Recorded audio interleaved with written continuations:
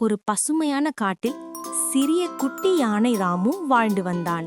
அவன் எப்போதும் போல் மகிழ்ச்சியாக விளையாடிக் கொண்டிருந்தான். யானை ராமு குருவிகள் கீச்சென்று பாட, பட்டாம்பூச்சிகள் சுற்றி சுற்றி பறக்க, யானை ராமு எல்லோருக்கும் புன்னகையுடன் வணக்கம் சொல்லிக் கொண்டிருந்தான்.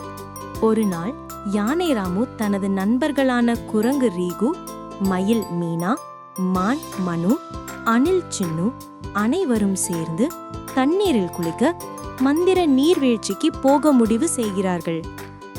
அங்கே செல்ல ஒரு மலை ஏற வேண்டியிருந்தது. யானை ராமு ஒரு விஷயத்துக்கு மட்டும் பயப்படுவான்.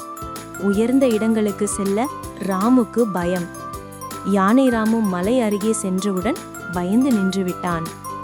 அப்போது குரங்கு ரீகோ சொன்னது, ராமு, நீதான் எங்கள் வீரன், உன்னால் தான் நாங்கள் பாதுகாப்பாக இருக்கிறோம், உன்னால் முடியும் என்று சொன்னது. யானை ராமு தன்னம்பிக்கையுடன் என்னால் முடியும் என்று மெதுவாக மேலே ஏறி முதல் தடவை தனது பயத்தை வென்று முதன்முறையாக மலை உச்சியில் நின்றான். அந்த தருணத்தில் அவன் கண்களுக்கு முன் மின்னும் மந்திர நீர்வீழ்ச்சி தோன்றியது. வானவில் ஒளியில் பிரகாசிக்கும் அழகான தண்ணீர், சுற்றி சுற்றி பறக்கும் பறவைகள் இருந்தது. ராமுவும் அவன் நண்பர்களும் அங்கே சென்று மிக மகிழ்ச்சியுடன் நீரில் குளித்து விளையாடினார்கள்.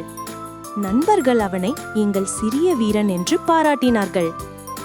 ராமு யானை புன்னகையுடன், நான் பயந்தாலும் முயன்றால் எதையும் செய்ய முடியும் என்று சொன்னான். சிறியவர்களும் பெரிய சாதனையாளர்களாக முடியும் என்பதை யானை ராமு அன்று நிரூபித்தான். இந்த கதை பிடித்திருந்தால் லைக் அண்ட் சப்ஸ்கிரைப் பண்ணுங்க.